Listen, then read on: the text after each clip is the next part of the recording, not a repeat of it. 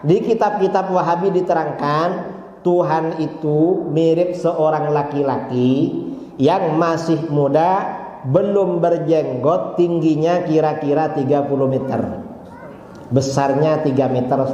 Ini kata Wahabi. Dan ini mirip akidah Yahudi. Apa kata Yahudi? Tuhan itu seperti seorang laki-laki yang sudah tua, rambut dan jenggotnya putih semua, tingginya kira-kira 30 meter. Cuma beda usia dengan Tuhannya Wahabi. Karenanya akidahnya Wahabi ini mirip akidahnya al-maghdubi alaihim, golongan yang dimurkai Allah, yaitu Yahudi. Jadi Tuhannya Yahudi, abang Tuhannya Wahabi, karena lebih tua. Makanya disingkat, karena Wahabi dengan Yahudi, Yahudi dengan Wahabi ini adik beradik atau kakak beradik, disingkat menjadi Wahyudi. Wahabi abangnya Yahudi. Bukan ya, Wahabi adiknya Yahudi. Assalamualaikum warahmatullahi wabarakatuh. Bismillah, alhamdulillah, wassalatu wassalamu ala rasulillah. Teman-teman yang semoga senantiasa dirahmati dan selalu dalam lindungan Allah Subhanahu wa taala. Di awal video kita sudah mendengarkan dari Ustadz atau Pak Kiai Idrus yang mengatakan bahwa dalam pemahaman Wahabi itu Tuhan itu digambarkan dengan sosok pemuda yang belum berjenggot, tingginya sekitar 3 meter. Kemudian ini mempunyai persamaan dengan Tuhan versi Yahudi, seperti laki-laki yang tua sudah berjenggot, lebih tua. Maka ada sebuah lelucon bahwa Wahabi adiknya Yahudi. Seperti subhanallah. Dari sekian banyak kajian yang saya ikuti di tempat saya, teman-teman, tidak ada pernah sekalipun ustadz salafi atau yang mereka sebut Wahabi itu membahas Tuhan itu seperti itu. Tuhan kita Allah itu bentuknya seperti manusia, laki-laki yang masih muda belum berjenggot, ini itu segala macam. Tidak pernah seperti itu. Dari mana ini dasarnya ini? Dari mana ini? Atau ini Kiai Idrus mengarang-arang? Di kitab mana? Di kitab mana? Ini luar biasa. Ini fitnah. Kalau tidak mau disebut fitnah, ini memang benar-benar fitnah. Masuk logika tidak? Kalau logika beliau mungkin masuk ya.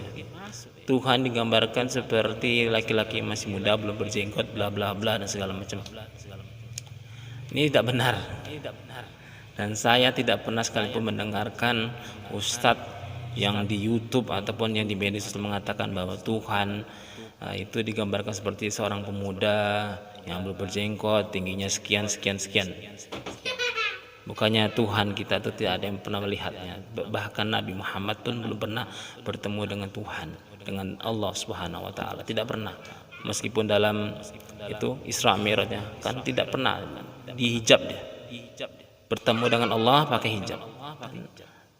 Ini benar-benar luar biasa dari Pak Kiai Idrus ini. Dari mana sumbernya? Kitabnya nggak jelas nih. Dan satu lagi yang seperti ini, beliau mengatakan dalam video berikut ini. Kalau Wahabi beda. Wahabi kalau ditanya alamat Tuhan di mana? Loh, kamu belum tahu? Belum. Saya sudah tahu. Di mana? Di Arasy. Wah, jauh banget ya. Lah kenapa? Kalau kita ada perlu gimana? Kan nggak ada pesawat ke Arasy. Apa kata Wahabi? Jangan khawatir, karena Tuhan setiap pukul 3 pagi turun ke langit pertama di dunia. Ditanya Wahabi, ngapain Tuhan itu turun pukul 3 pagi? Untuk mendengar doa kamu. Makanya pukul 3 pagi bangunlah sholat malam, kata Wahabi. Wahabi ditanya, memangnya kalau gak turun dari Arasy Tuhan gak dengar? Bingung Wahabi mau jawab.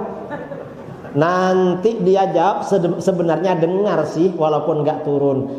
Takut dibilang, ya kalau memang gak turun bisa dengar, ngapain turun? Kalau nanti dia jawab, oh kalau nggak turun Tuhan ya nggak dengar, kafir dia. Bingung. Kalau bilang dengar, nanti ditanya lagi nggak bisa jawab lagi dia. Katanya dengar, lalu ngapain turun? Bingung dia. Lalu Wahabi ditanya lagi, itu pukul 3 ikut waktu daerah mana? Karena pukul 3 ini beda-beda kalau waktu istiwa.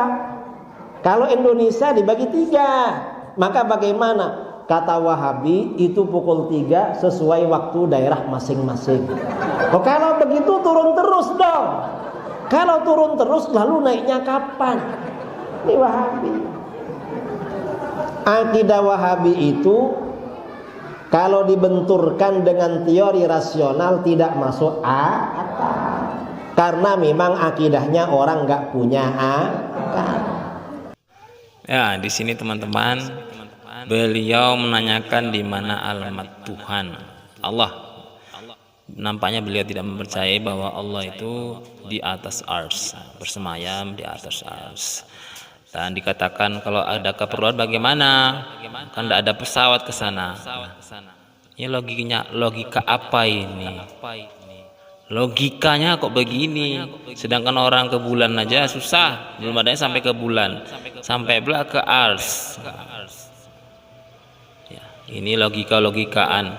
Kalau tidak masuk akal, ya itu adalah kekuasaan Allah Subhanahu wa Ta'ala. Kemudian tentang sepertiga malam, jam 3 kita sholat tahajud. Nah, itu kan memang ada perintahnya, ada ayatnya. Di sepertiga malam Allah itu turun ke langit dunia. Mau diapakan lagi? Kita hanya tugas kita adalah meyakini dan mengimani saja tanpa kita bawa ke akal-akal. Karena ini adalah ranah yang tidak terjangkau dengan akal pikiran kita. Jadi jangan dilogika-logikan, tidak akan sampai logika kita, apalagi logikanya Kiai Idrus. Ya, demikian teman-teman. Terima kasih atas perhatiannya. Assalamualaikum warahmatullahi wabarakatuh.